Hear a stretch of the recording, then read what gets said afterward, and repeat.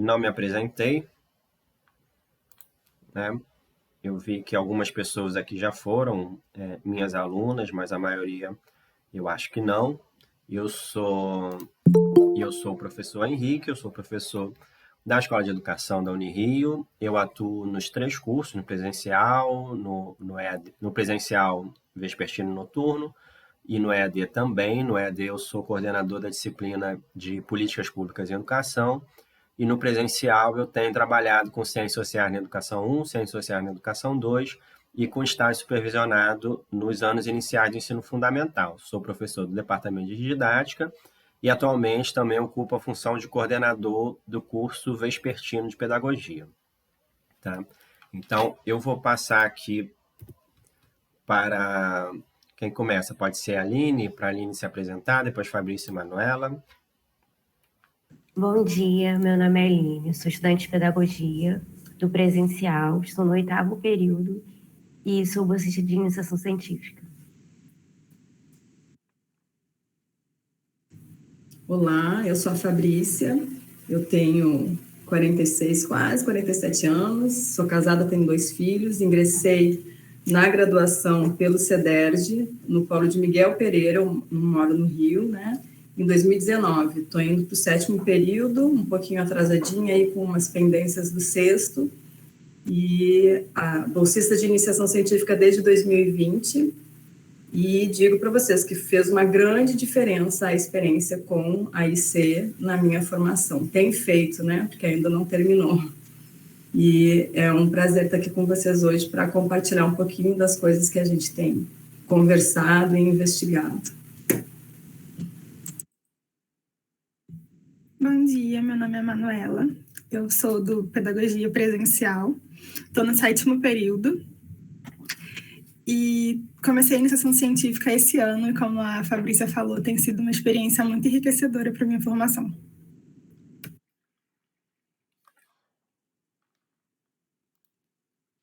Obrigado. Então, para a gente seguir, deixa eu passar aqui, a gente pensou em começar essa nossa conversa com um debate, né? A gente quer colocar aqui um tema, depois tem uma pergunta, mas partindo dessa citação. A citação é de um livro chamado Carregando o Elefante. É um livro que não é nem um pouco acadêmico, ele é mais ideológico do que qualquer coisa, mas que ele foi citado várias vezes nos jornais que nós analisamos, e por isso que a gente trouxe aqui, porque a gente acha que essa citação ela expressa a forma como o tema tem sido retratado, não só nos jornais, como no debate público de maneira geral, né? Que é uma forma, eu posso adiantar para vocês, é uma forma que pouco considera os estudos e as pesquisas na área da educação. Tá? Então, vocês já devem ter lido aí, mas vou ler para a gente poder ver juntos. Não sei se alguém eventualmente possa não estar assistindo, só ouvindo. A citação é a seguinte, abre aspas. As razões para privatizarem-se escolas e universidades são basicamente as mesmas já expostas. A iniciativa privada é intrinsecamente mais eficiente na gestão de qualquer coisa. Assim como é melhor que uma empresa privada frite hambúrgueres do que o governo, o mesmo ocorre no caso de uma escola. Então, a gente pode ver aqui essa defesa da gestão privada como sempre melhor do que a pública, independente da área, independente dos objetivos e tudo mais. E aí, para a gente começar essa nossa conversa, a gente traz essa pergunta e a gente gostaria que vocês participassem respondendo, seja pelo chat ou mesmo abrir o áudio aí para falar, que eu acho que é sempre mais interessante. E a pergunta é o seguinte, a escola privada, ela é intrinsecamente melhor do que a escola pública? O que vocês acham? Claro que essa pergunta pode ser respondida só com sim ou só com não, mas além do sim ou não, o que vocês podem dizer para a gente? Vocês acham que uma escola privada ela é sempre melhor do que uma escola pública? O que seria uma uma métrica adequada para dizer que uma escola é melhor do que a outra? Como é que a gente pode comparar escolas? O que vocês acham sobre isso?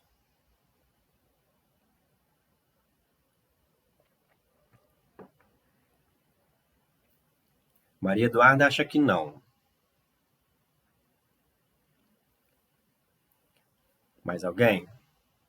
Vamos lá, participem. Não tem resposta certa ou errada. A ideia aqui é a gente trocar um pouco. Aquela citação que estava anteriormente, que dizia que a gestão privada ela é sempre melhor do que a pública e que uma escola, gerir uma escola é a mesma coisa que gerir, por exemplo, uma lanchonete, uma hamburgueria ou alguma coisa do tipo. Vocês concordam com essa comparação? Vocês estão aí ou foram para a praia? Era para ser uma provocação, né? Eu estou achando que vocês estão concordando. Então, com medo de falar. Pode concordar também, gente. Não tem problema.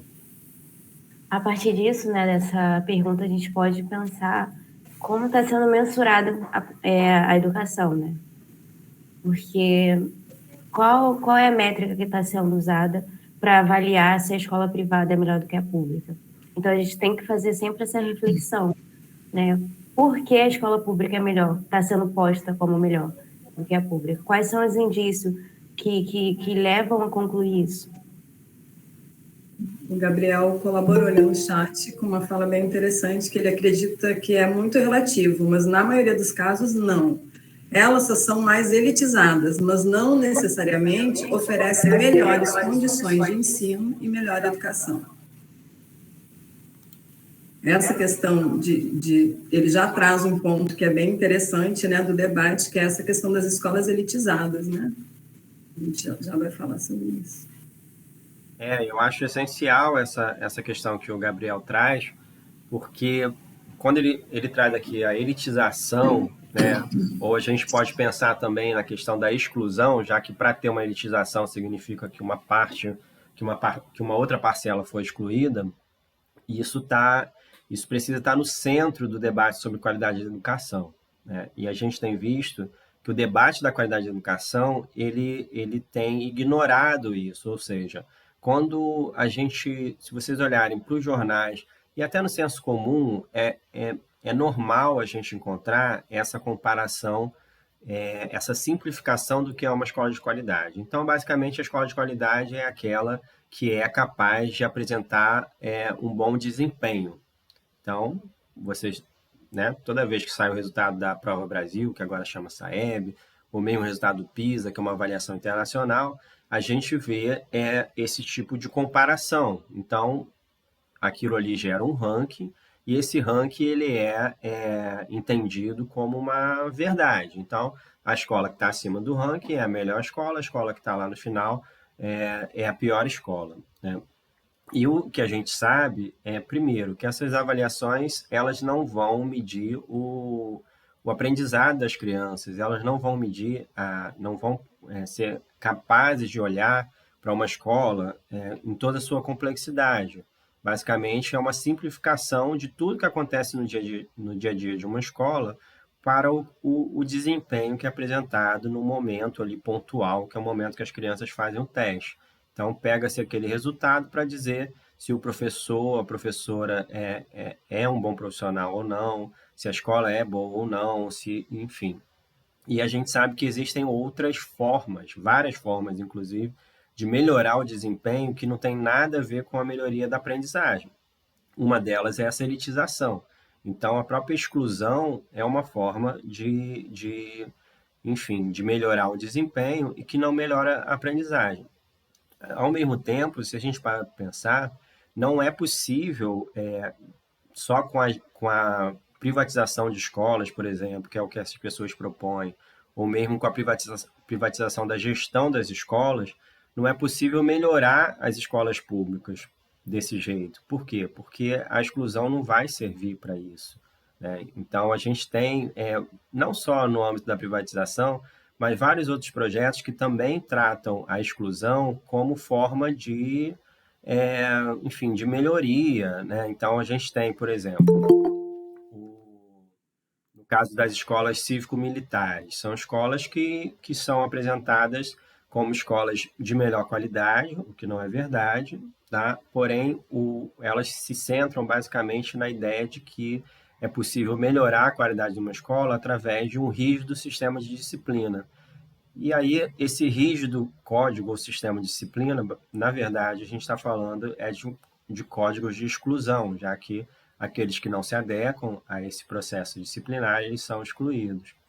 A Maria Eduarda diz assim, verdade, coloca um desempenho como fator que determina ser boa ou não, sendo que o processo de ensino-aprendizagem é muito amplo, rico e diverso. Pois é, isso vai gerar fenômenos complicados, problemas, que alguns autores têm chamado, por exemplo, de estreitamento curricular, que é você estreitar o currículo no sentido de abordar apenas aquilo que cai nas provas. Então, como é que a gente pode pensar na garantia do direito à educação? Como é que a gente pode pensar na qualidade da educação se o currículo vai sendo estreitado no sentido de cair, de abordar mesmo, né? Por exemplo, em forma de treinamento, de simulados e tudo mais, de abordar apenas aquilo que cai nas provas, que basicamente são o português, a língua portuguesa, a matemática, em alguns casos a ciência. Então, do meu ponto de vista, essa pergunta que a gente colocou aqui, ela é extremamente tendenciosa e de propósito, tá? Mas a pergunta que deveria ser feita e que não é, que a gente tem visto que é uma pergunta jogada para o segundo plano, é o seguinte: a gestão privada, ela tem o que é necessário para lidar com os desafios da educação pública? Porque parte-se dessa ideia de que, pelo fato de escolas privadas apresentarem resultados melhores de desempenho, então isso significa que privatizar a escola pública seria uma solução. Mas a questão não é essa. A questão é, a gestão privada, ela tem o que é preciso, ela tem a experiência, ela tem a capacidade, as estratégias, os mecanismos que a gestão privada e gerencial propõe para a escola pública, eles são capazes realmente de melhorar o sistema público de maneira geral? Porque uma coisa é você pegar uma escola ali, transformar num projeto piloto, excluir quem não se adequa e essa escola apresentar um resultado melhor. Agora, a gente está falando da garantia do direito à educação. Eu vou dar um exemplo aqui. Na pandemia, que a gente ainda atravessa, mas no auge da pandemia, quando o isolamento social era mais forte, apesar da gente nunca ter tido um isolamento social, pelo menos uma quarentena mesmo, a gente não teve aqui no Brasil, mas enfim, naquele período, as escolas tem as escolas charters nos Estados Unidos. Daqui a pouco a gente vai dizer o que são escolas charters, mas basicamente são escolas públicas de gestão privada. Então, existia uma escola, eu vi um relato, né, de uma escola, uma mãe de uma criança que estuda numa escola como essa, de gestão privada, e ela dizia que para a criança assistir a aula online, ela tinha que estar, tinha um código de disciplina, né, de postura e tudo mais. Então, ela tinha que estar na casa dela, né, claro, de uniforme, sentada em uma mesa, e tinha que ser um computador, não podia ser pelo celular. Então, vocês imaginem, claro, né, são as condições ideais para se é que existe condição ideal, mas enfim, seriam as condições mais adequadas que a gente pode pensar para uma criança assistir uma aula online naquele contexto do que era possível fazer. Agora, qual é o problema? Isso era uma escola pública de gestão privada. Essa criança, ela tinha essas condições, né, de ter uniforme, de ter um espaço na casa dela, uma mesa, ela não podia estar na cama, por exemplo, com um computador no colo. Isso a criança que tinha um computador, né? Claro, isso lá nos Estados Unidos. Mas, enfim, o que eu quero dizer é o seguinte: essas escolas, elas se dão o direito, a gestão privada, ela se dá o direito de excluir para atender a determinados pressupostos que não são os mesmos da educação pública. que a gente precisa pensar é na inclusão, é na diversidade. É claro, a escola privada também deveria se preocupar com isso, mas a escola pública não pode abrir mão disso de maneira nenhuma, né? Então, nessa escola, por exemplo, que deveria ser uma escola pública, essa criança, se ela não tivesse essas condições para estudar, ela seria excluída, né? Então, só para citar um exemplo. Eu não vou... A gente não vai se prolongar muito nisso, mas essa pergunta foi uma pergunta que a gente pensou justamente para introduzir o assunto e poder seguir a partir daqui. Eu vou passar, Fabrício. Então, nessa linha, né, a gente traz aí um dos autores com quem a gente conversou, que ele traz essa questão, né, que a questão não deveria ser defender uma educação eficaz, né, mas eficaz em quê? E aí, se não formos explícitos sobre nossas visões acerca dos objetivos e fins da educação, se não atacarmos as perguntas quanto ao que constitui uma boa educação, corremos o risco de as estatísticas e os rankings tomarem essas decisões por nós. Que é isso, que as avaliações, o ranqueamento, né, a mensuração acaba se tornando o objetivo, né, a finalidade. E aí ele traz essa discussão, que a gente não tem que manter a questão da finalidade, né, a questão de o que constitui, afinal, uma boa educação, e isso tem que ser central nas discussões educacionais e nos projetos, nos empreendimentos que a gente vai construir. E no próximo slide, a gente já traz aqui alguns textos dos jornais em que fica muito clara essa fala, o que está na fala do Gabriel, né, sobre a questão das escolas elitizadas, porque as manchetes, elas, além de serem super repetitivas, o que já demonstra que a gente tem aí a presença de um senso comum, que é recorrente, e é um senso comum, porque não tem evidência que comprove, assim, dados confiáveis que comprove que, por ser uma escola de rico, de uma classe superior, a educação que ela oferece é melhor do que uma escola pública ou uma escola popular. Então, aí já está atrelando, né, a questão da qualidade a uma condição econômica.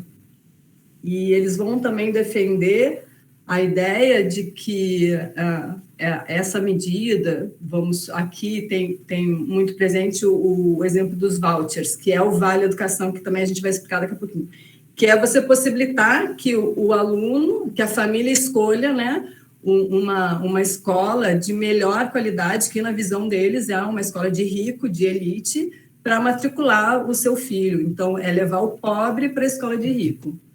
E esse discurso, gente, é uma coisa assim, né? Para mim, soa meio absurdo e tipo, mas como assim? Qual é o sentido?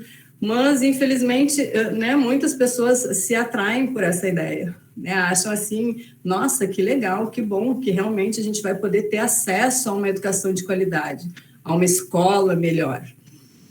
Então, a gente tem aqui o Fernando Schiller, ele, olha só, até as manchetes, elas são repetidas, os caras não se dão nem o trabalho de mudar, né, repete literalmente, e parece que através dessa repetição, né, reproduzir incansavelmente, talvez a gente convença as pessoas, né, elas comprem essa ideia.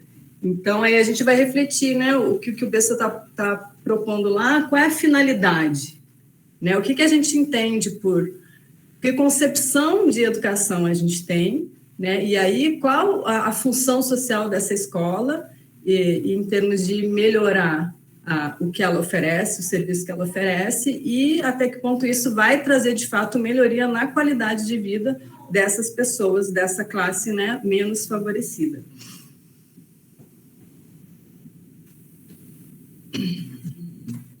Partindo daí, agora a gente vai explicar um pouco para vocês o que são as escolas charters e os vouchers educacionais. Pode prosseguir.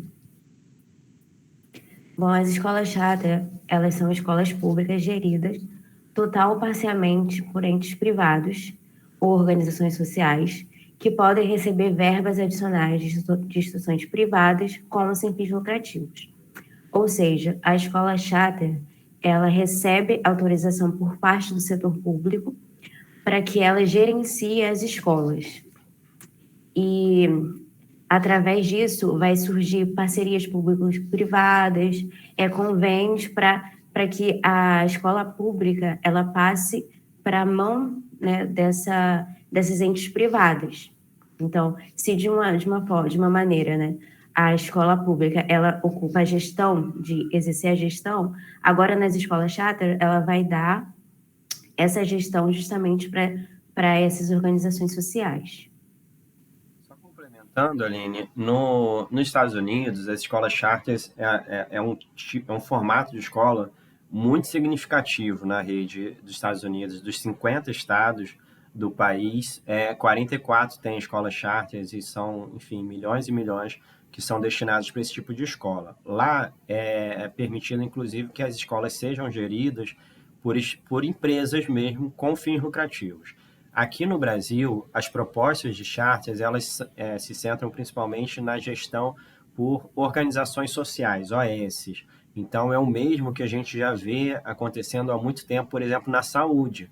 E vocês percebem que a gestão por OS na saúde não fez com que a saúde pública melhorasse muito, né? Pelo contrário, a gente vê muitos escândalos, inclusive envolvendo essas organizações sociais na área da saúde. Porém, mesmo assim, o que a gente encontra nos jornais que a gente analisou é uma defesa de modelos desse tipo de escola, que eles ignoram, por exemplo, que na saúde isso já não deu muito certo e já não resolveu os problemas. Mas mesmo assim, o que a gente encontra é esse discurso de que nos Estados Unidos isso foi uma grande revolução, uma grande inovação, o que também não é verdade, porque também há controvérsias lá, a gente vai falar sobre isso, mas mesmo assim isso é proposto aqui no Brasil como soluções para as nossas escolas públicas. E lá também, né, nos Estados Unidos, o sistema é totalmente diferente de ensino, é um sistema georreferenciado. Então, assim, ao trazer essas escolas chatas, a gente tem que pensar também como isso se daria aqui, não simplesmente seguir um modelo, uma proposta que não apresenta, a gente vai ver mais para frente, resultados conclusivos. Isso é legal que a Aline falou, né? Porque é aquela ideia de importar alguma coisa lá de fora, só para com essa ideia de que se é dos Estados Unidos é bom, né? Uma concepção bem de como é que chama-se de complexo de vira-lata, né? Não, se é lá de fora é bom, é inovação, as escolas lá são melhores do que as nossas e tudo mais. Mas, na verdade, as escolas charters, elas estão identificadas com essa questão que a Aline falou do georreferenciamento. O que significa isso? Significa que lá, diferente do nosso sistema aqui, as crianças, elas são, para estudar nas escolas públicas, elas precisam se matricular nas escolas de acordo com o endereço delas, né? Então, é um sistema mais fechado. Se você mora em um determinado lugar, a escola pública que você vai estudar é aquela escola de acordo com o teu CEP. Você não pode escolher, então existe um movimento que prega essa possibilidade de escolha de escolas, e as escolas charters, elas entram como uma possibilidade de escolherem escolas. No Brasil, quando isso é importado, o que acontece é o seguinte, como não tem esse movimento pela escolha escolar, até tem, mas num grau muito menor do que nos Estados Unidos, chega aqui para a gente ter essa identificação da escola charters e dos vouchers também, que vão ser explicados daqui a pouco, identificados com a questão da qualidade. Então, não é mais o pleito pela escolha escolar e passa a ser o pleito pela qualidade ou por essa, como vocês viram no slide anterior, a escola de rico para os pobres, né? Essa identificação de que o que é pago, né, nesse sentido, que seria pago pelo Estado, né, mas o que é pago ou o que é privado, ele é melhor. Então, a questão da qualidade, ela novamente aqui aparece como central. Quem vai falar do voucher? Então, os vouchers educacionais, eles são um vale educação que paga o quanto a criança ela custa dentro para a rede pública, né? E aí a gente vê casos de vales educacionais de R$ 75, né? Eles dão o quanto a criança custa na escola pública, o que muitas vezes, na maioria das vezes, não cobre o quanto ela custa numa escola privada, né? Pode passar. Só comentar, isso é legal de falar, porque aparece como, assim, é o voucher, o cheque educação, o vale educação, como se ele realmente, se a gente só voltar aqui um pouquinho, se a gente for ver, ó, escolas melhores para os mais pobres. Prefeitura paga ensino particular para as crianças. Então, essa ideia de que o Estado vai estar pagando uma escola particular para as crianças, que isso seria a solução. No caso do voucher, tem vários problemas, né? E um deles é justamente que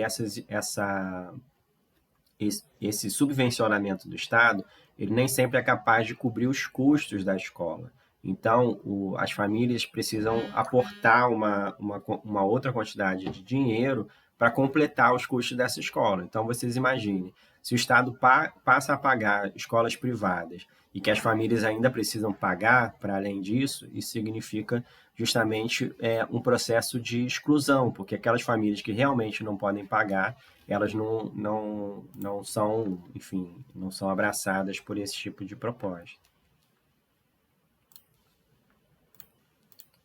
Pode ir, Manuela, desculpa. Eu vou seguir aqui, então. Algumas premissas que foram levantadas, que a gente observou nos jornais, em defesa desses modelos, são a gestão privada, né? No caso, a gestão privada ser mais competente do que a gestão pública. E é interessante esse ponto, porque vai retomar aquela questão dos hambúrgueres, né? Sobre a gestão privada ser mais eficiente, ser mais rápida, produtiva. Então, vai entrar muito na questão da redução de gastos. Então, vai ser atrelado a essa gestão privada em benefício, né, para ela mesma, enquanto a gestão pública, como ela vai se regulamentar a partir de estrutura mais burocráticas, isso vai ser posta como ruim, né? Então, essa é um pouco a diferença da gestão privada para a gestão pública, porque a gestão privada, ela vai se basear em argumentativas empresariais para dentro desses sistemas. Então, assim, vai ser considerado essa questão mesmo de resultado, né? Comparado à escola pública, que vai se basear para outras vai ampliar, né, a questão da educação, não vai estar resumida somente a isso. Outra premissa que eles levantam também é a liberdade de escolha parental. Então, os pais eles vão poder escolher em que escolas vão colocar os seus filhos. E isso é muito levantado para os vouchers, porque eles falam que os pais vão escolher em quais escolas particulares eles vão poder colocar os seus filhos. E aí, como o Henrique mencionou, muitas vezes o valor que é dado não cobre o valor de uma escola. Então, é mais um fator de exclusão. É uma escolha parental, mas não é muito... É uma escolha mais ou menos, né? Porque você só pode escolher o que o seu valor, o seu dinheiro é capaz de pagar. Outro ponto destacado é a promoção do acesso à educação por meio desses modelos. É engraçado porque a gente vê a promoção do acesso, mas não fala da permanência, né? Então, vai muito de encontro aqui o que o Henrique falou sobre a questão da exclusão. Você garante o acesso, mas não garante que, de fato, esse aluno ele vai conseguir completar toda a sua escolarização e ampliar, né, a sua educação de uma maneira holística. O outro ponto é que as escolas privadas oferecem um ensino de qualidade superior à rede pública. Então, é mais uma vez um discurso de qualidade. E aí a gente precisa, que vai ser falado mais à frente, mas discutir o que é qualidade para a rede particular e o que é qualidade para a rede pública, né? É um discurso de qualidade, mas não é holístico, como a Aline comentou. E, por fim, a competição entre as escolas promove melhoria da qualidade do ensino. Esse é, assim, gritante, né? Porque coloca mesmo competição, muito atrelado aos princípios empresariais. E se você não está produzindo, você é lançado fora desse sistema, né? O sistema te suprime. Então, assim, vai muito na questão, vai ser atrelado a muito questão do desempenho dos alunos, né? E a responsabilização do professor e dos profissionais da educação que ali estão no chão da escola de equivaler às metas propostas pelas suas organizações sociais. Acho interessante aqui, só para comentar, destacar essa ideia da competição, como é que ela vai tomando conta, né, na nossa sociedade, de vários aspectos que não deveriam, né? Então, para essas perspectivas, tanto do voucher como das charters e outras, que são perspectivas de cunho liberal, né, que entendem que o Estado deve interferir o mínimo possível na vida das pessoas, inclusive na provisão de serviços sociais, nessa perspectiva, a competição seria uma coisa boa, né? Então, é aquela ideia, mas sabe a ideia do iFood, que você dá uma nota ali e se o restaurante não for bom, ele tem uma nota ruim, se ele for bom, ele tem uma nota boa, e aí eles acreditam que, no final das contas, o mercado, né, por meio dessa competição, ele vai selecionar os melhores e ele vai limar, vai acabar com os piores. Então, é a transferência dessa lógica para a educação, né? O que a gente sabe é que a educação pública ela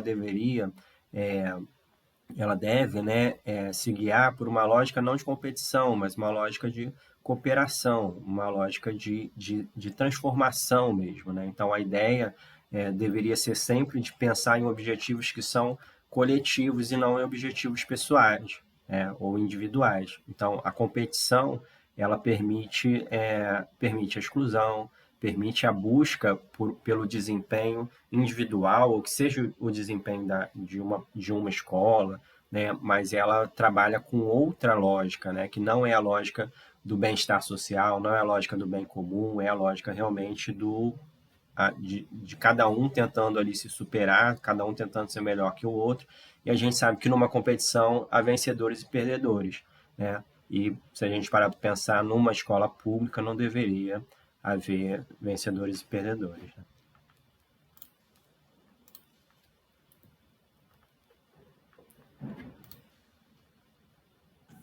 A partir dessas análises que a gente fez no jornal, a gente percebeu que não há evidência teórica ou empírica que vai realmente comprovar que exista a melhoria através dessas propostas para dentro da educação, né? Então, assim, eles defendem algo, uma linha argumentativa mesmo, mas, assim, eles não dão indícios de como isso ocorreria, né, palpavelmente.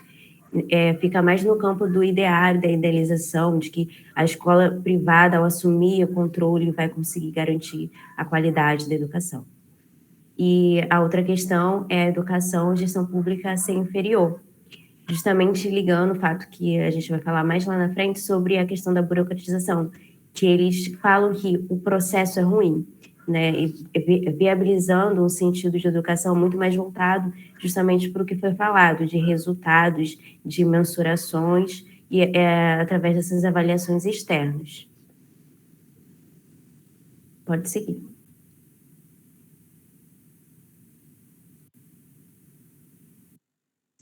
Então, a gente vê presente nos jornais que tem esse reconhecimento de que não tem um consenso, né, sobre os resultados efetivos da implantação dessas propostas. Mas o que acontece?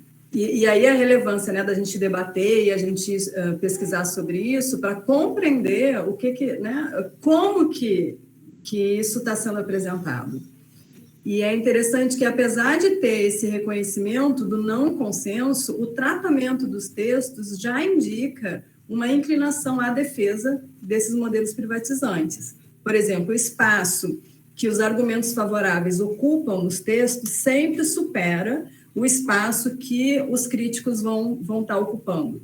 Então, mesmo uma reportagem que vai trazer os dois pontos vai falar muito mais aspectos favoráveis do que, às vezes, uma matéria de 16 parágrafos, trouxe uma fala de um crítico, e esse crítico, geralmente, né, é da área da educação. Então, predomina muito no tratamento essa inclinação à defesa.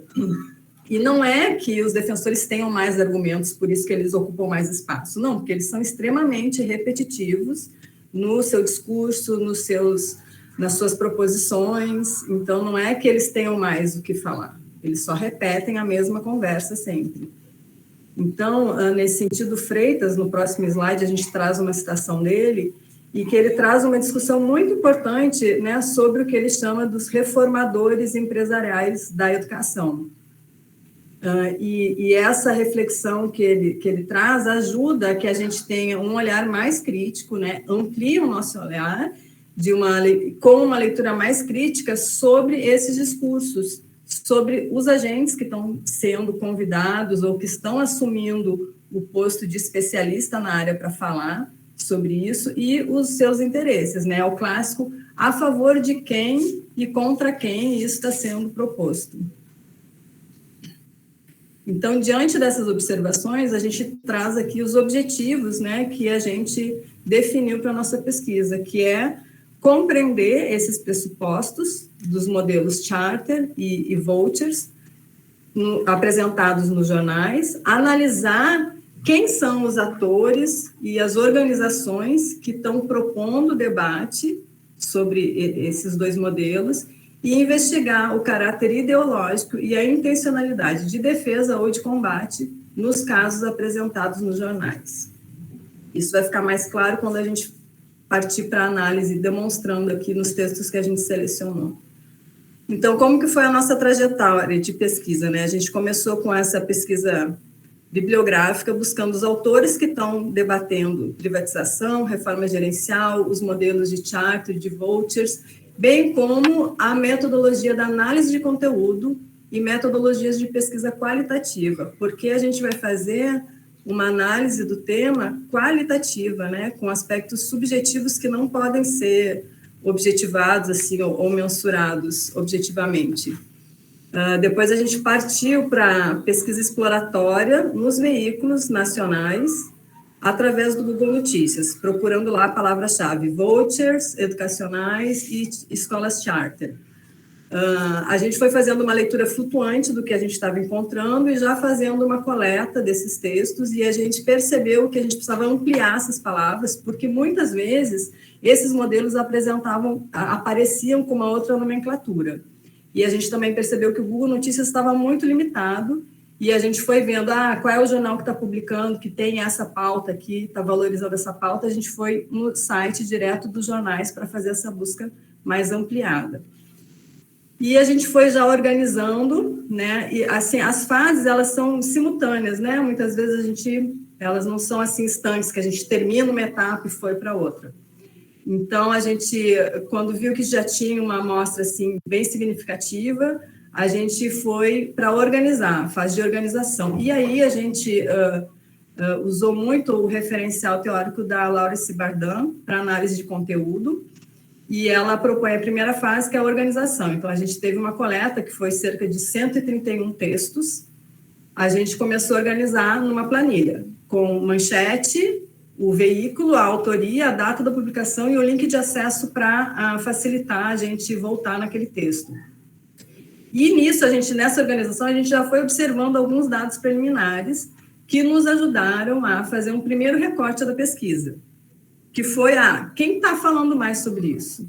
Qual o período, né? Então, a gente optou por 3 jornais que mais publicaram muito mais do que os outros, que foi o Globo, com 26 textos selecionados, a Gazeta do Povo, com 43, e o Estadão, com 20.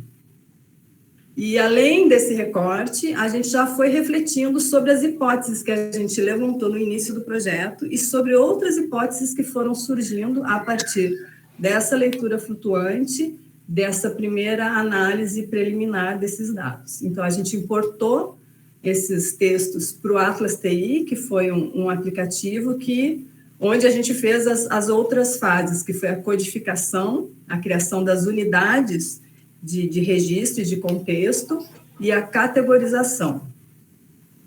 E, a partir dele também, aprofundando sempre a análise, baseado, né, no que a gente já tinha lido, nos referenciais teóricos lá do início, e outros que a gente foi constantemente fazendo essa revisão bibliográfica, em que a gente foi incluindo outros autores, que traziam, né, um debate, uma outra perspectiva de qualidade, que não era essa predominante mercadológica, né, vigente e em ascensão, e que estava sendo mais proeminente nesses textos.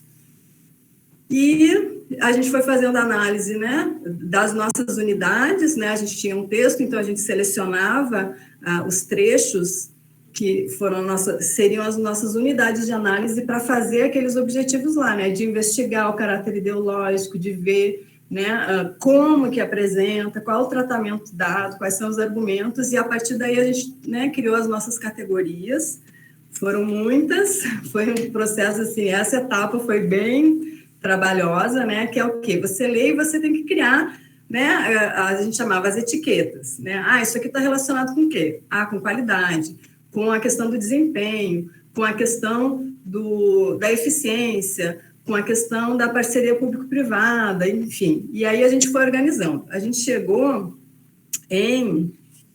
Deixa eu chegar aqui.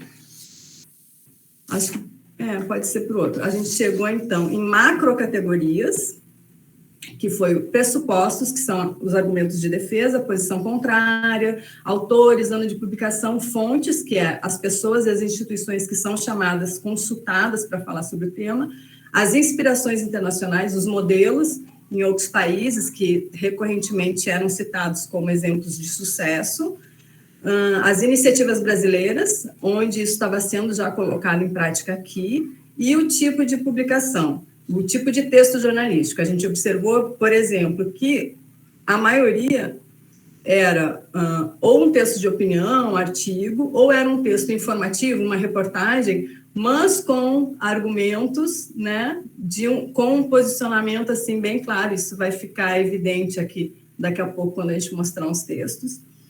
E aí nós optamos pelo quê? Dessas macrocategorias, a gente optou pelo pressuposto e a microcategoria qualidade, porque para cada macrocategoria, tipo os pressupostos, posições contrárias, a gente percebeu que tinha ainda classificações que a gente chamou de microcategoria.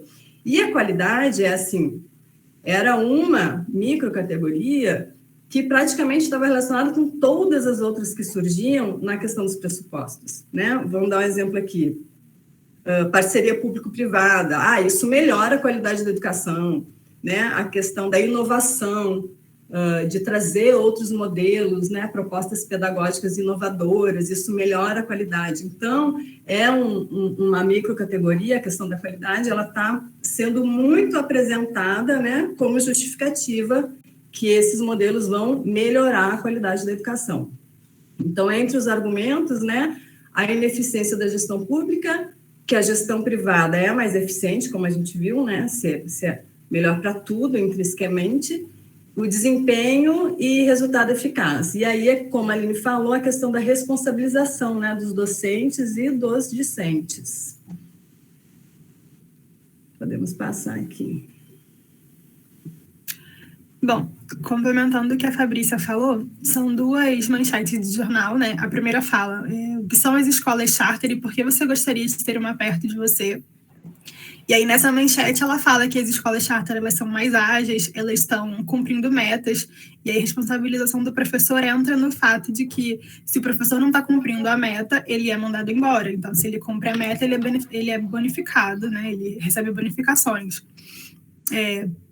E aí a outra manchete fala, né, o que é o voucher escolar e que está no centro do debate eleitoral. E aí ele fala sobre ser mais ágil, menos burocrático, ser mais eficaz. E aí nesse do voucher, que eu achei muito interessante, é que ele fala que o privado ele tem mais expertise de gestão do que o público, né? Então esses são os principais argumentos que a gente encontra nas manchetes. Pode seguir. Então, pensando nisso, a gente trouxe para apresentar para vocês um pouco sobre a contextualização da administração pública, como ela se deu, né, no decorrer do processo histórico. Então, assim, a gente vê que a administração pública ela foi dividida em três modelos, né? O Estado patrimonialista, o Estado burocrático e o Estado gerencial. Esses modelos, eles coexistem ainda hoje em dia e, assim, por vezes, um se sobrepõe ao outro, e em outro momento a gente vê uma tendência maior sendo destacada para um tipo de modelo.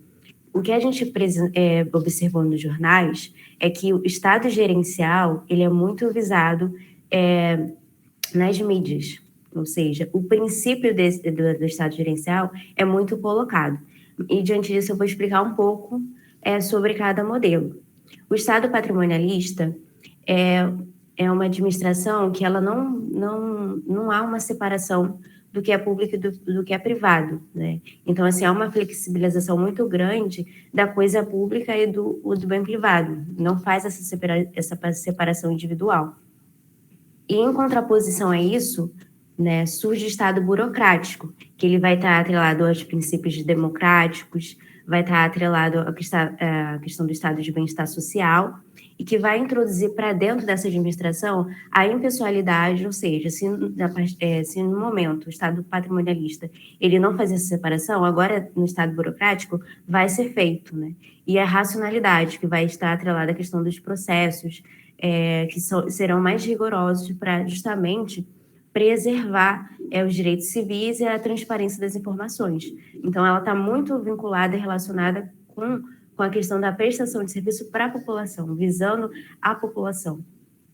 E o Estado gerencial, ele vai surgir a partir de princípios neoliberais, que vai estar surgindo assim na década de 70, por volta disso, e ele vai aderir para dentro dessa administração concepções atreladas à eficiência e eficácia do Estado.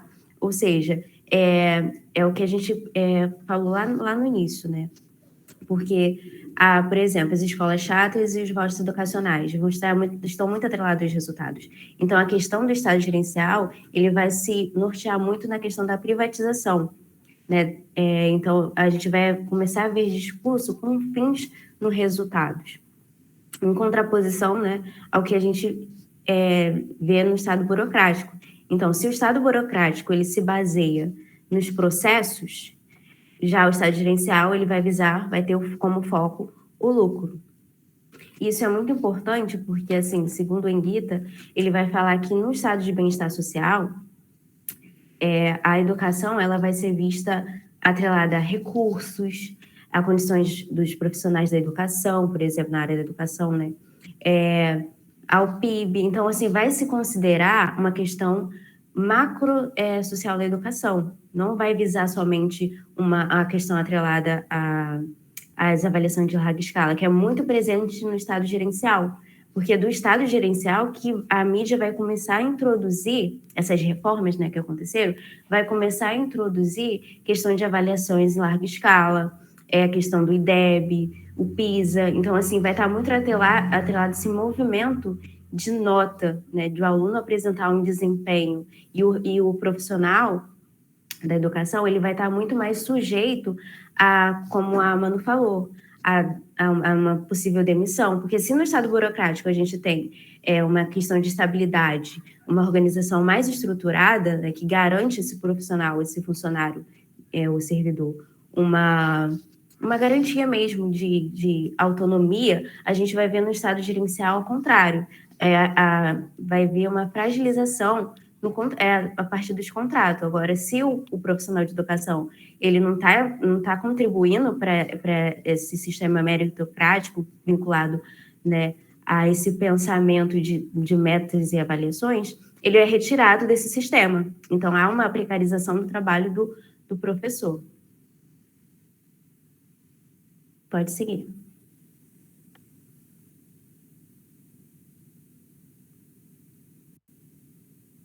Então, aqui é bem interessante nesses textos, porque fica bem claro essa visão, né, o ideal liberal desse caráter mercadológico que tenta se implementar na área da educação, né. Eu vou chamar a atenção para para o texto, para essa matéria do livro Defende Voucher como solução para a educação. É uma entrevista que foi uma matéria feita com o Renato Feder, para quem não lembra, ele foi secretário de Educação do Paraná e foi um dos nomes cogitados para o nosso Ministério da Educação no atual governo, né? Uma das dezenas de candidatos aí. E é interessante que nesse livro ele vai fazer essa crítica ao Estado e sobre a educação eles vão ser bem enfáticos, né, na defesa da privatização do ensino público. E aí tem muitos trechos assim que são uau, é isso mesmo, e a gente destacou esse pelo, assim, intrinsecamente, né, tipo, como se fosse uma garantia, uma verdade, não tem nem o que contestar, está posto, isso pode ser comprovado, Mas aí quando você vai ver, mas comprovado como? Que evidências são essas, né? Não existem, de fato, evidências assim que tragam esses dados, essas comprovações, objetivamente, como eles gostam de tratar do assunto. E é interessante que depois da publicação desse texto, tem uma nota lá na matéria dizendo que ele volta atrás e ele diz o que ele disse, né? Ele, não, já não defendo essas ideias. Foi tipo, né, um lapso. E então isso vai ter a ver com isso, esse questionamento. Que evidências que são trazidas, né, para fazer essa defesa aí? Então, aqui é interessante pensar quem são as pessoas chamadas para falar nos jornais. Isso foi uma outra categoria que chamou muita atenção, né? Porque a gente percebeu isso, dessa predominância da área econômica e administrativa para tratar desse assunto. Então, a gente vê que, recorrentemente, as pessoas que são consultadas ou trazidas como especialistas são da área da economia, né? O Fernando Schiller é do Instituto INSPER, que é uma instituição sem fins lucrativos de ensino superior, pesquisa, que é referência na área de quê? Administração, economia, direito e engenharia. E ele aparece muito, tanto como fonte, como especialista sendo consultado, como autor, porque ele escreve muitos artigos, e a partir daí, então, para os veículos, ele é considerado um especialista em educação, embora seja da área econômica. Outro personagem bem também presente dessa matéria, vouchers na educação, pobres e ricos na mesma escola. Funcionaria no Brasil? O Marcos Ricardo dos Santos, a gente foi ver. Quem é ele? Ele é mestre em economia, ele é especialista em gestão de assuntos públicos e bacharel em comunicação social, ele é servidor público, né, ocupa um cargo de especialista em políticas públicas e gestão governamental no Ministério da Economia. E ele também tem um livro, que é falando sobre vouchers na educação, o pobre e o rico na mesma escola. E ele aparece também recorrente em vários textos, como sendo entrevistado, dando declarações, defendendo, né, a adoção dos vouchers como solução, né, para os problemas educacionais. Então, ele traz uma perspectiva, assim, claramente econômica e empresarial, eles, né? Os poucos profissionais da educação, quando aparecem, é isso, eles vão ter um posicionamento contrário a esses modelos, né? Vão ressaltar que os resultados são inconclusivos, que você não pode simplesmente pensar que o modelo que foi sucesso numa escola, num país, ou, enfim, numa realidade, possa ser simplesmente reproduzido com sucesso em outro, né? E a questão da precarização do trabalho do professor, que a Aline falou, que assim, é bem gritante, assim, né? Como que eles prometem, né, uma questão de autonomia para o professor, mas, na verdade, eles criam uma condição de trabalho muito mais delicada, né? Então, é muito questionável esses argumentos. A gente tem, né, alguns doutores e especialistas em educação que aparecem, eles vão aparecer geralmente trazendo argumentos ou refutando os pressupostos que eles apresentam.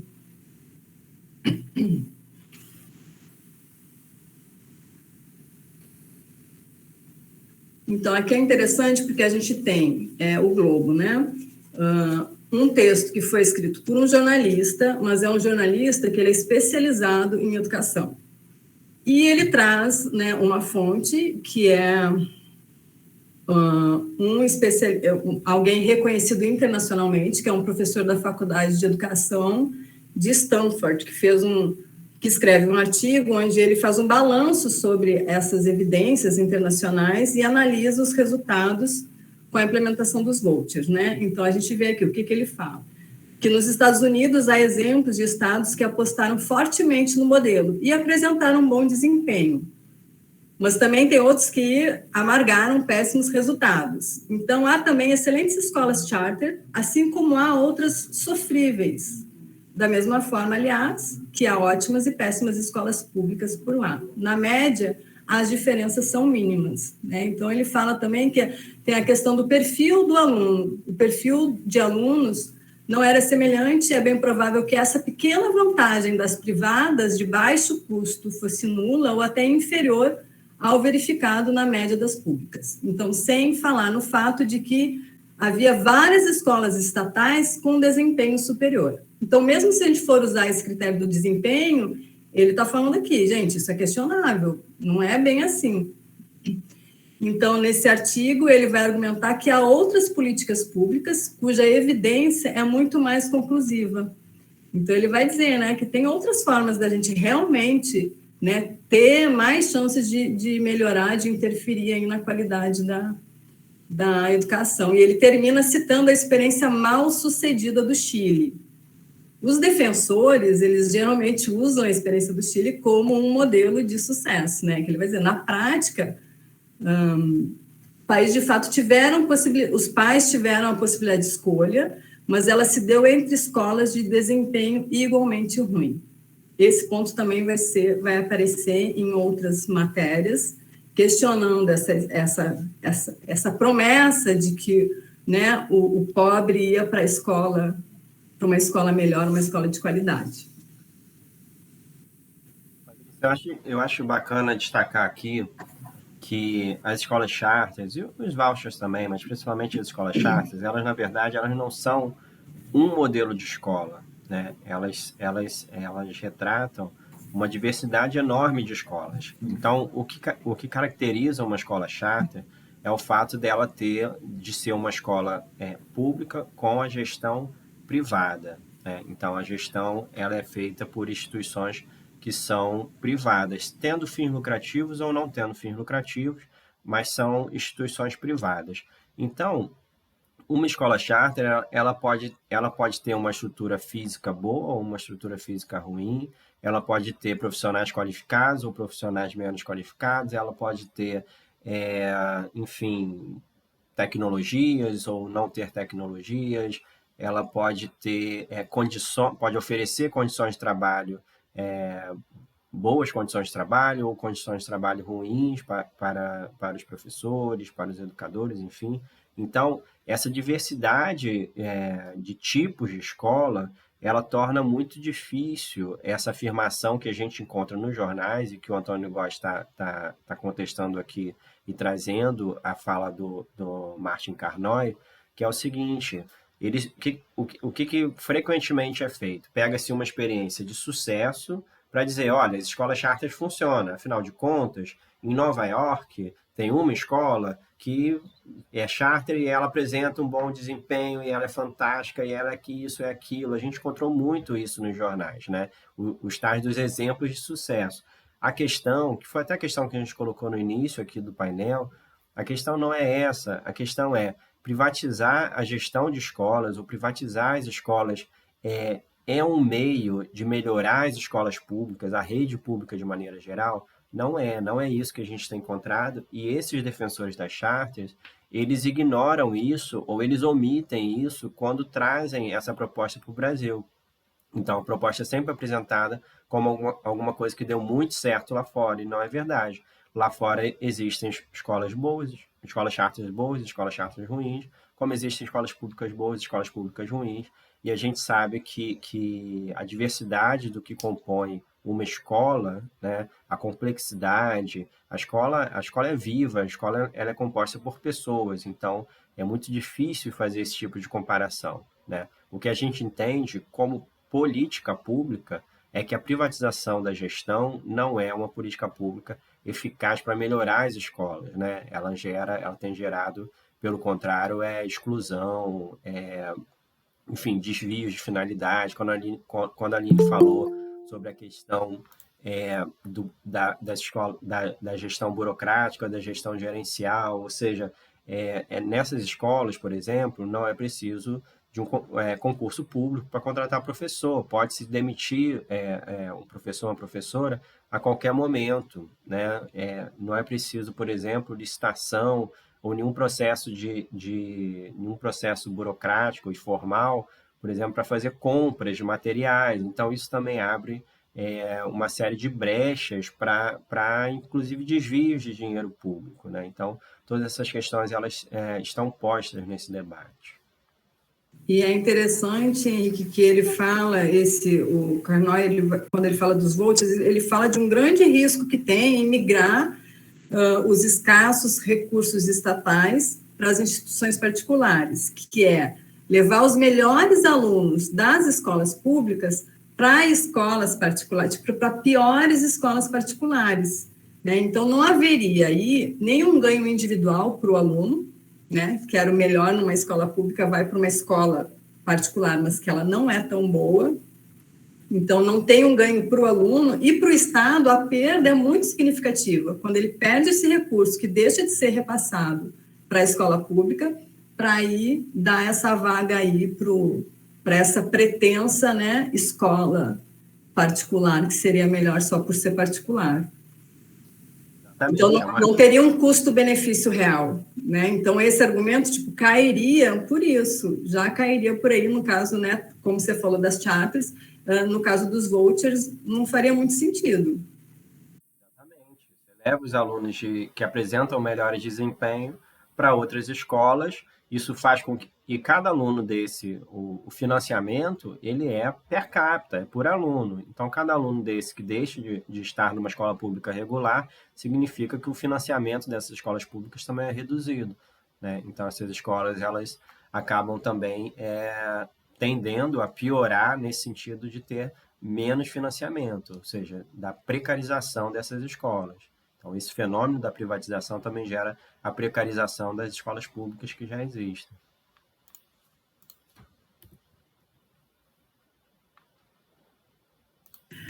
Bom, trazendo mais uma vez o que a gente fala sobre não ter um consenso sobre isso, né? A gente tem no mesmo veículo, que nesse caso é o Gazeta, 2 reportagens que falam coisas completamente diferentes, né? Na primeira, a gente vê que a fala, né, de que as escolas de modelo público-privado aumentam o índice de segregação. E aqui são educadores falando de uma escola no Mississippi, na verdade, de 2 escolas no Mississippi, em que existe uma escola para brancos e uma escola para negros. Em um bairro que é considerado miscigenado, existiam 2 escolas que aumentavam o índice de segregação. E na outra manchete, né, porque as crianças negras ficam presas em escolas fracassadas, são economistas falando que, na verdade, a proposta das escolas charter é colocar as crianças negras em escolas junto com escolas com crianças brancas, né?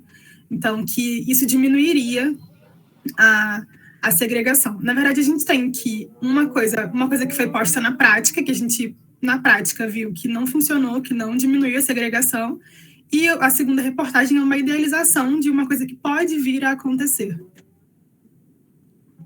Aqui é interessante, são 2 textos de tradução, né? Que uma da categoria que a gente viu é isso, tradução de texto de agência de notícias, que o cara vai lá, traduz e pá.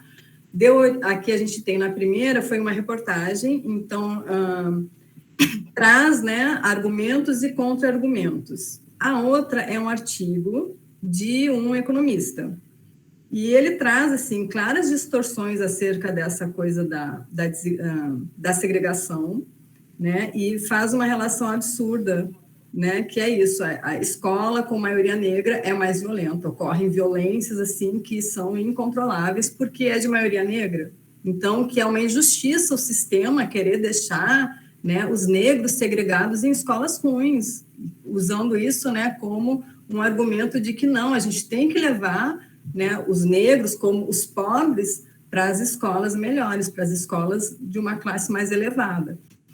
Então, será que as desigualdades educacionais vão mesmo ser reduzidas, né, de verdade, só por você colocar as pessoas de classes e cores distintas no mesmo ambiente? Levar o pobre para a escola do rico, levar o negro para a escola que não é, né, de maioria negra? Será que é tão simples assim? E aí tem a questão, né, dessa criação de um nicho de mercado de escolas particulares para a classe média, né, para as classes mais elevadas e para os pobres. Isso tem acontecido nesses modelos aí, e também a criação de guetos, que acaba que a liberdade de escolha das famílias não é absoluta, como eles dão a entender, né? Até porque tem a questão do valor, do vale, no caso dos vouchers, né? Que você vai receber, que escola que você vai conseguir, né? Custear com esse vale. Às vezes a família tem que complementar, né? E aí você vai acabar indo para as escolas que são de baixo custo. E na reportagem inicial é interessante que aqui também eles usam indicadores, né? Indicadores, dados objetivos, fatos, que comprovaram que aumentou a segregação. Então, é isso, né? Uhum. Uma coisa que eu lembrei é que nos jornais eles falam que a questão dos vouchers, da escola chata, moveria uma ação de competição entre essas escolas. Então, a qualidade ela seria entendida dessa forma. Então, se, por exemplo, as escolas chatas, elas não estão produzindo resultados que condiz com esses convênios, ela é eliminada e suprimida em vista de outras. Então, assim, há uma competição entre essas escolas também de se fazer presente ali na área educacional. A ideia da competição, ela está lá no fundamento, né, do pensador que deu origem a essa lógica aí de que a competição favoreceria, né, a melhoria de todos, porque todas as escolas, públicas ou particulares, teriam que se empenhar, se esforçar mais, porque elas teriam que disputar, né, esses alunos. E aí a gente tem aqui, né, uma matéria com um doutor em educação, que é professor na universidade lá no Chile, que é um dos casos que é tido como, né, uma inspiração internacional muito presente, muito recorrente nessas defesas, e que ele fala que o Chile demonstra que pode-se competir sem melhorar. Né? Então, temos aí uma evidência, né, empírica, uma experiência com mais de 30 anos, e ele conclui que eles estão há 30 anos, né, tendo essa experiência, e conclui-se que competimos e não melhoramos. Né? Então, na disputa por mais estudantes e mais recursos, as escolas seriam obrigadas a melhorar a qualidade do ensino ofertado. Para o doutor em educação, Sebastián Donoso Dias, porém, o sistema de vouchers demonstrou que não é a solução para os problemas da educação pública. Segundo o professor, a realidade daquele país comprova que é possível competir sem melhorar. E aí ele fala dessa coisa, né, de que acaba que seleciona alunos, que nesse processo, né, de escolha, de liberdade de escolha, tem um processo de seleção dos alunos, por várias razões, né, sobretudo essa questão da desigualdade social é meio que inviável, se torna inviável, porque não resolve essa situação, né, não soluciona, e ela é, né, um problema para essa ideia aí, para esse projeto que eles sonham, né? E aí que ele fala que isso, que você acaba criando, né, escolas para quem tem uma certa condição, e vai ter escolas, então, igual você está segregando, né, por condição econômica aí.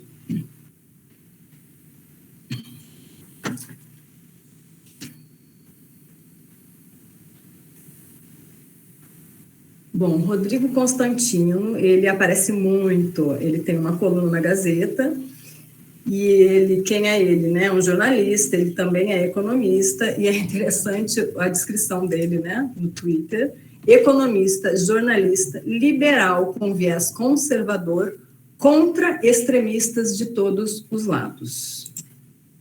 Ok, então ele vai falar que o problema da educação brasileira é doutrinação e gestão, não falta de verbas. Então, que não adianta, né, é como se fosse um fundo sem poço, não adianta a gente ficar botando dinheiro lá, porque não vai resolver. A questão não é essa, o problema é ideológico.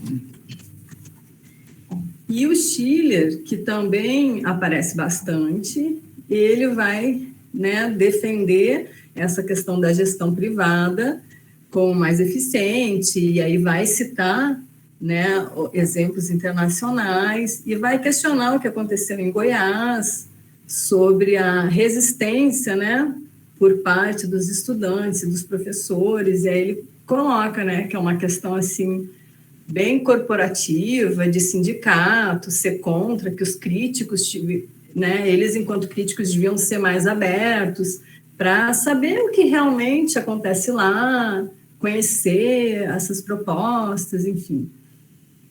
Tem em algum outro texto, fala sobre essa questão, né? Que acho que é mais lá para o finalzinho. Então, que aqui a gente também tem, né? Que vote de starts na agenda da educação. Teve um período que aumentou muito, né, a publicação. A partir, na verdade, de 2015, vai crescendo. E a gente tem um ápice aí em 2020. 2019... 30 textos, 2020, 48. E aí a gente vê que, né, novamente, o tratamento vai, quando traz essa questão de não ter consenso, que vai ter mais espaço para defesa, para apresentação, e é sempre uma apresentação assim muito sedutora, né, que tipo, é vantagem, gente, é muito bom, por que a gente não experimenta? Pode ser que não resolva tudo, mas, poxa, é uma alternativa, né, vamos inovar, sempre com esse discurso, né, como ele falou, tá dando certo lá fora, por que a gente vai ficar, né, não vai tentar também, enfim, já que o que temos está super ruim, não custa a gente experimentar, né. E são mesmo economistas falando, né, a gente não vê muitos professores, educadores falando sobre isso, né? Aqui a gente vai ter, que é o caso aquele que eu comentei antes, a gente vai ter a fala de um professor, de um especialista, que ele vai dizer, olha, gente, não é tudo isso não, mas ele vai falar isso em um parágrafo. E os outros quase, acho que aqui eram 16 ou 18 parágrafos, ou era apresentando o modelo, falando dos modelos internacionais, e como algo assim super vantajoso, né? Olha só, se você é filho da elite, os pais podem escolher a sua escola, que tem pedagogias diferentes. Umas são mais rígidas, outras progressistas, outras mais conservadoras. Já os mais pobres têm que aceitar o modelo, forma e tipo de educação indicada pelo Estado. Tipo, não é justo, sabe? Então é mais ou menos assim. E essa fala é do escritor que você mencionou, né, do livro do Vouchers na Educação, que é uma referência, sendo que ele é um economista, né? Marcos Ricardo dos Santos,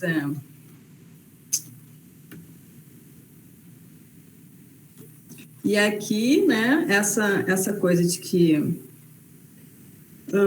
é tratado como uma solução provisória no Brasil, mas não deveria, porque, gente, o trem é bom demais. A gente vai deixar de...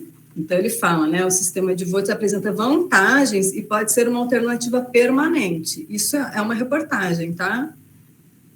Aí ele vai falar do modelo do Chile, da experiência no Chile, e aí vai até trazer um professor da Faculdade de Educação que ele vai fazer uma crítica ao modelo do Chile. É como se tivesse uma rede privada da classe alta e outra do salário mínimo, diz o professor da Faculdade de Educação. Essa separação é uma das falhas apontadas no modelo chileno, sobretudo no ensino superior. Mas como é que ele fecha a matéria? A adoção de vouchers escolares não significa o fim da escola pública. É uma ampliação da capacidade de escolha do cidadão de baixa renda. Se implementado, trata-se de um sistema que pode ajudar o Brasil a percorrer a longa trajetória rumo a um sistema educacional de qualidade. Então, é o tratamento que se dá, gente, que é aquela, tem que ser crítico quando lê, né? Tem que perceber isso, mas vem cá, o que está por trás dessa fala aqui? Tá, ele apresentou, mas aqui ele está dando, né, um posicionamento muito claro de, tipo, é bom, é favorável. Então, essa discrepância de você trazer uma crítica, mas assim, ela vem pequenininha ali, né? E você traz muito mais argumentações de defesa que são favoráveis, que prometem, né, vantagens e que todos vão ganhar. Mas não apresenta realmente assim, né, evidências, resultados em que isso de fato aconteceu, ou se aconteceu, né, não traz os fatores que favoreceram isso. Por que foi um sucesso? Foi simplesmente pela natureza, público versus privado, e o privado era melhor? Não, tem outros fatores, que esses fatores não aparecem, não são abordados. E quando a gente viu autores que trabalhavam essa questão da qualidade da educação sob uma perspectiva que não era essa do ideal liberal, a gente vai ver o quê? Falando justamente que tem muitas coisas que são subjetivas que vão implicar na melhoria da qualidade da educação.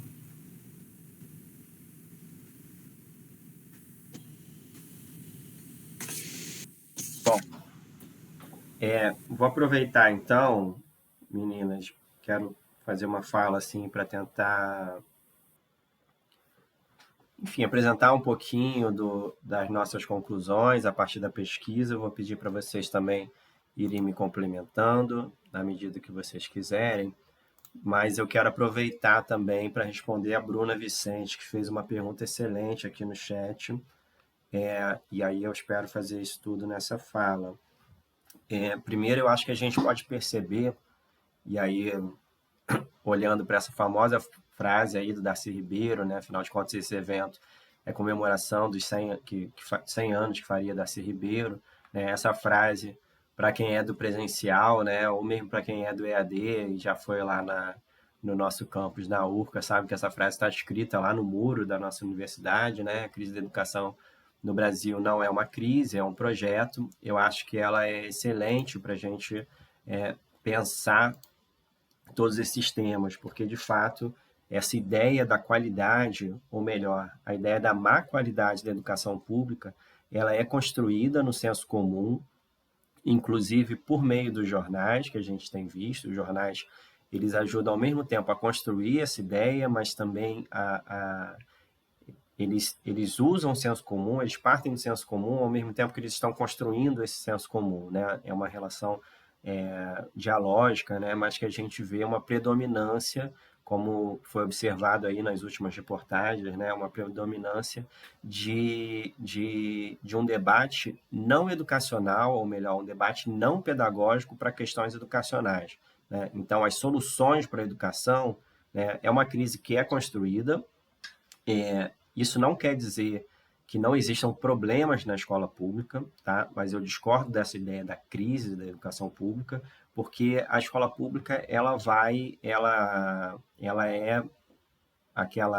é uma parte da sociedade que precisa lidar com os problemas e com as soluções da sociedade, né? Então, muitas vezes são atribuídas problemas para a escola pública, que na verdade são problemas da sociedade de maneira geral, né? E é colocada nessa escola a responsabilidade por resolver esses problemas. Por exemplo, resolver o problema da violência, resolver o problema da discriminação, do racismo, da homofobia, resolver o problema, tudo, né? Tudo. A gente vê, por exemplo, muitos, agora está na moda, né? Os educadores financeiros, eles acham que devia ter a disciplina de educação financeira na escola pública. Assim, eu não vou dizer que eu sou contra, eu sou a favor, acho que isso é um outro debate, mas eu quero exemplificar aqui dizendo o seguinte: de fora da escola surgem essas ideias de que basta você, por exemplo, colocar uma disciplina de educação financeira, que aí o brasileiro vai deixar de ser endividado, né? Então, só para vocês entenderem esse exemplo, o que eu estou criticando é justamente quando se coloca essa responsabilidade na escola pública de realmente resolver todos os problemas da sociedade, quando na verdade a escola pública ela é parte dessa sociedade. Eu acho sim que nós como pessoas que estamos envolvidas na educação, seja na educação pública ou seja na educação privada, a gente está buscando, a gente precisa buscar que essa escola transforme a sociedade da melhor forma possível, mas não pensando nessa ideia de uma responsabilidade excessiva e muito menos pensar que se a escola pública não é do jeito que ela deveria ser ou do jeito que a gente acredita, significa que existe uma crise, tá? Ó, eu botei o link aí para a lista de presença, tá? Então, essa crise é uma crise que é construída, né? E ao mesmo tempo que se constrói a crise, são apresentadas essas soluções, essas propostas que nós estudamos, esses textos jornalísticos, eles vão justamente examinar a forma como essas soluções, com muitas aspas, são apresentadas. E as soluções são soluções que passam ao largo daquilo que a gente imagina que seria necessário para a melhoria da educação pública.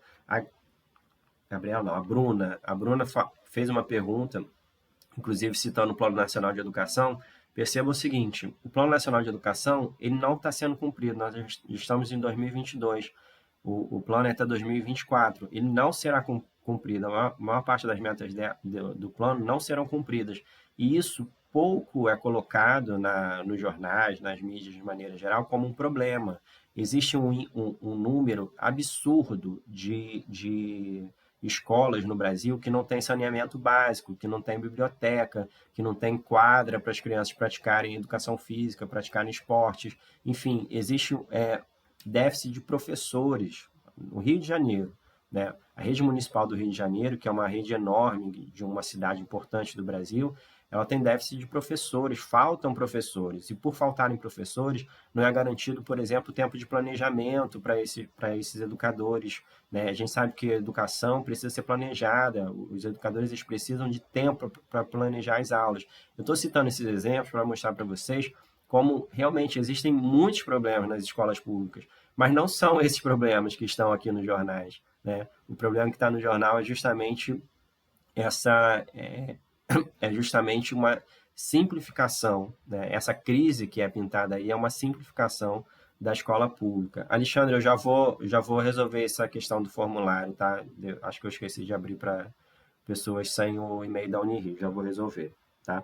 Então, assim, para dar uma costurada em tudo, cria-se essa crise, né? Propõe-se essas soluções por meio da privatização da educação, soluções privatizantes.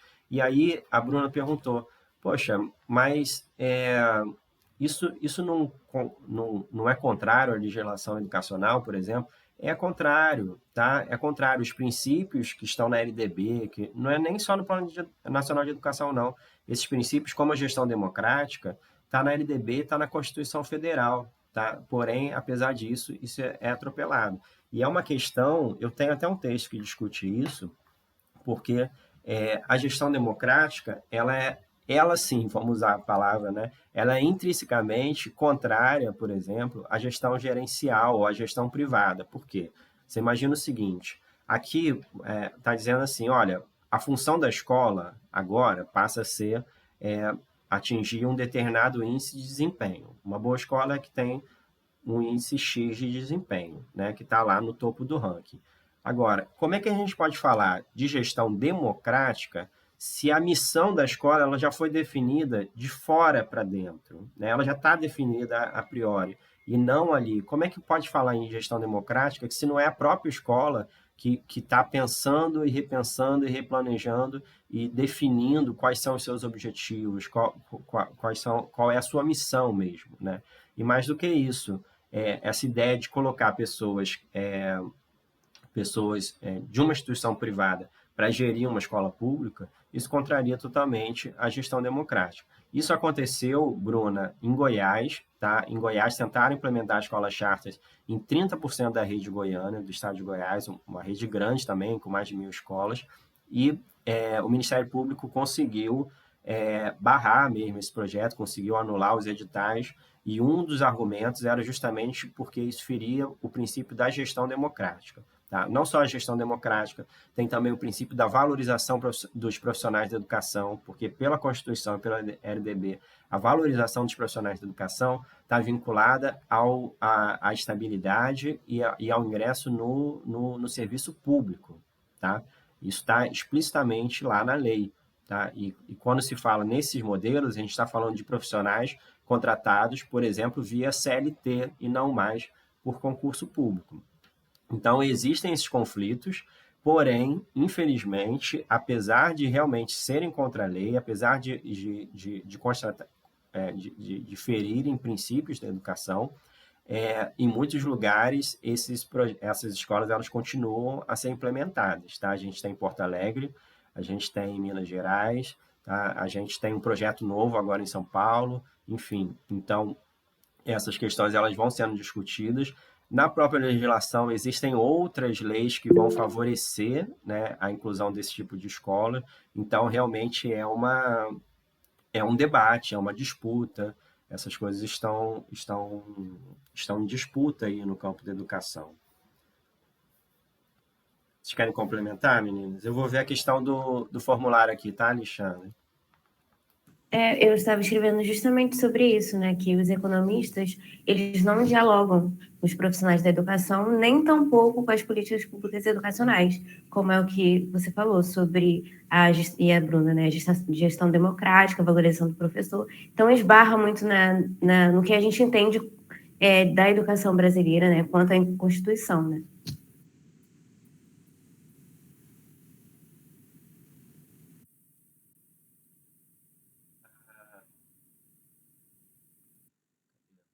Tem uma pessoa que levantou a mão. Quem foi, Machou? A Bruna perguntou se há alguma experiência desse modelo no Rio de Janeiro. Não existe, assim, olha, tem uma questão que é legal de falar sobre isso. A escola charter, a gente, a gente tem visto, né, nesses jornais que foram apresentados, que elas vão aparecendo ali como grandes inovações, soluções, novidades e tudo mais. Mas, assim, privatização ou gestão privada de escola pública não é uma coisa nova. A gente já tem no Brasil há muito tempo, por exemplo, vocês devem conhecer as chamadas creches conveniadas. Isso tem no Rio de Janeiro, isso tem na maioria das redes do Brasil, municipais principalmente, porque a gente está falando de creche. Então, nesse sentido da privatização, sim. O que não tem nessas creches conveniadas é essa ideia primeiro, da expansão desse modelo para o restante da educação básica, para o ensino fundamental e para o ensino médio, e também não tem essa ideia da inovação, da competição, mais o sentido, a gente precisa entender o seguinte, as creches conveniadas, elas foram criadas no contexto de que existiam poucas escolas, existia um déficit de vagas, né? Então, naquele contexto, a privatização da gestão, ou mesmo a privatização das escolas por meio de creches conveniadas, ou mesmo de vale creche e tudo mais, era feito para resolver o problema da falta de escolas. E aí, mesmo assim, os municípios eles continuaram a construir escolas, construir creches, enfim, construir instituições de educação infantil.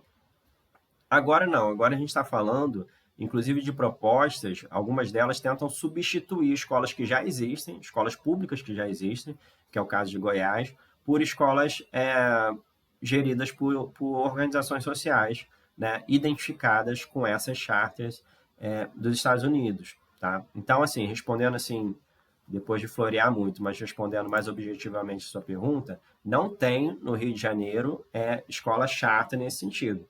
Agora já tem há muito tempo as creches conveniadas, tem modelos piloto de escolas com parceria público-privada, talvez vocês recordem de alguns aí, alguns até nem existem mais, né? Mas, por exemplo, tinha, eu acho que descontinuaram o projeto, mas tinha na Tijuca, aquele acho que era com a Oi, né? Esqueci o nome da escola, acho que era a Escola Nave, enfim. Então, nesse sentido, existe muita privatização da educação do Rio de Janeiro, tá? Até porque a gente tem que considerar que a privatização ela é muito ampla. Então, por exemplo, a contratação de material didático de instituições privadas para escolas públicas, isso é uma forma de privatização, né? Privatização do currículo das escolas. A própria introdução da lógica da escola pública por meio da competição, da bonificação, ao invés de melhoria de salário, você propor prêmio de desempenho, isso tudo existe no Rio de Janeiro, né? São formas de privatização. Agora, nesse modelo que a gente entende como escolas inspiradas na charta dos Estados Unidos, ou mesmo nos vouchers, não. Né?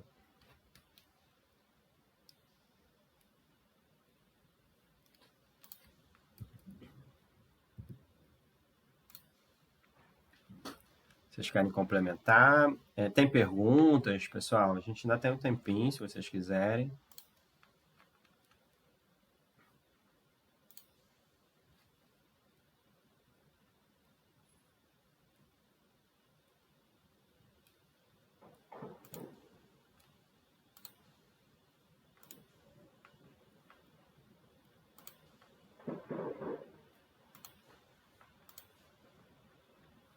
Não?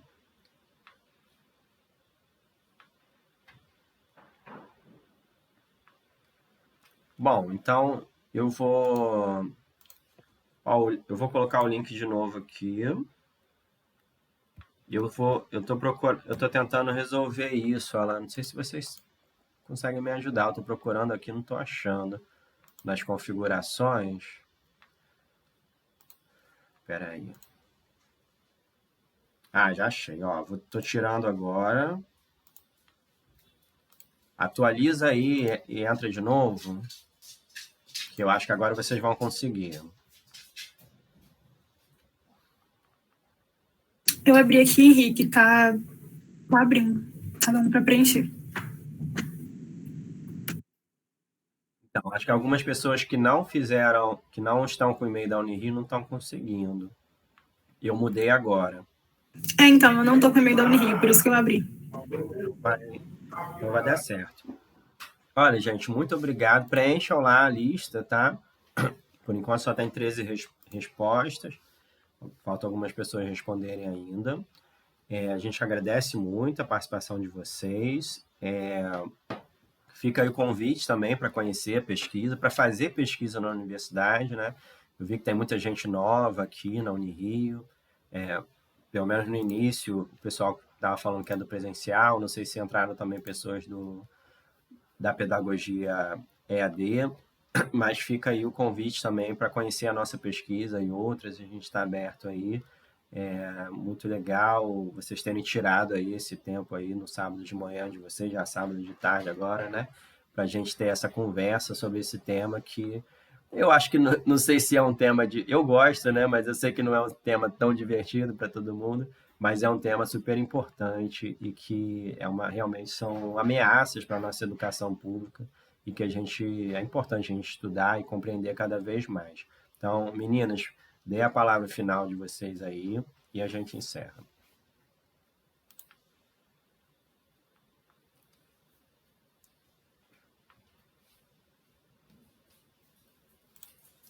Quem quer começar? Eu gostaria de agradecer a participação de todos vocês que ficaram aqui até agora com a gente. É uma experiência muito boa para mim e com certeza para as meninas, né? Especialmente para eu e a Manuela, né, Manu? Que é a nossa primeira apresentação, assim, da Semana da Educação. Então, muito obrigada por vocês terem ficado aqui até agora com a gente. E é isso, gente.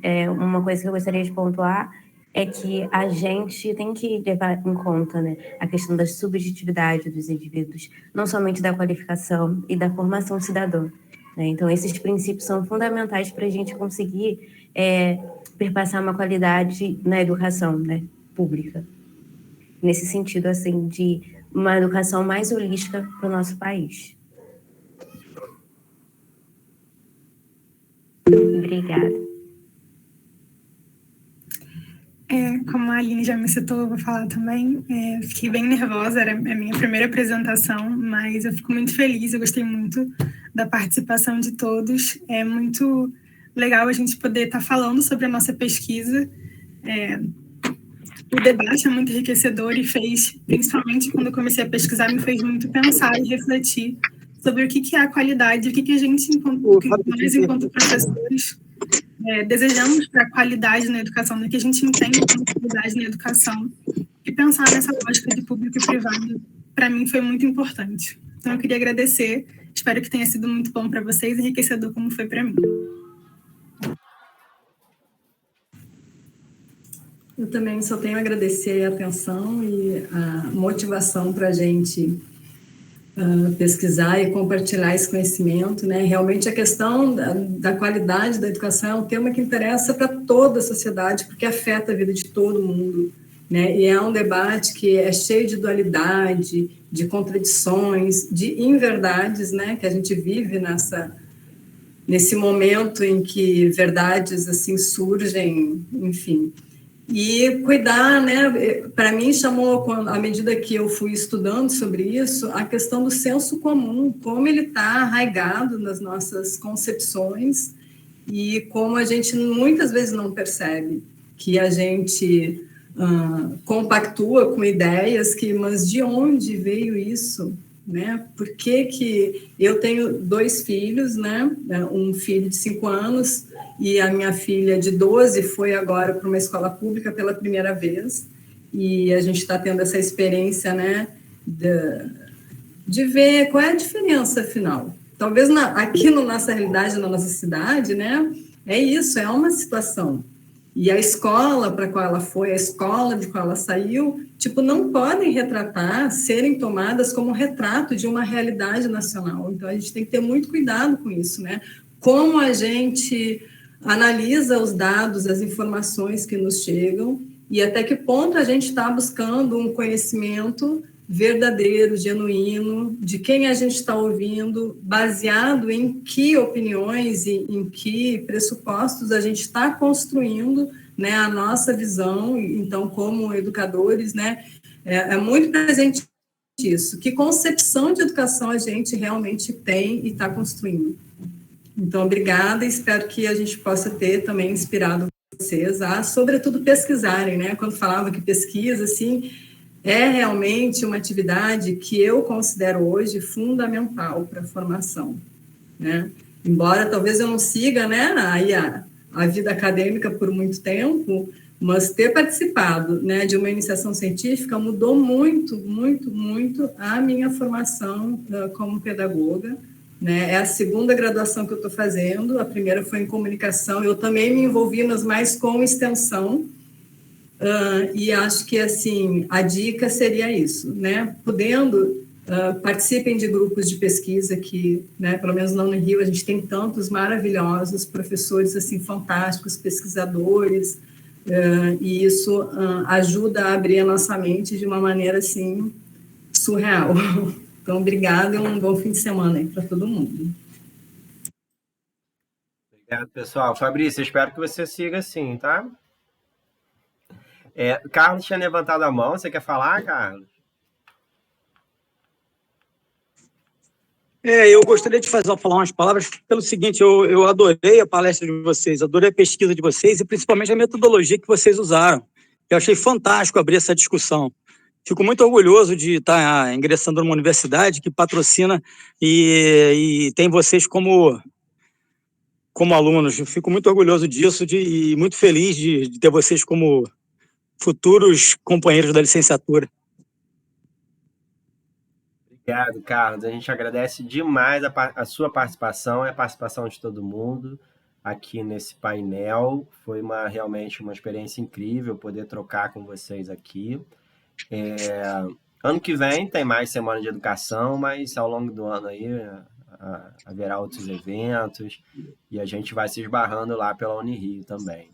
Tá? Fabrícia, Manuela, Aline, parabéns pela apresentação, foi ótima. Vocês me enganaram de novo, falaram que estavam nervosas, acho que não deu nem para perceber, tá? Então, eu acho que é isso, pessoal. Muito obrigado, tá? Vamos fechando aqui então. Tchau, tchau.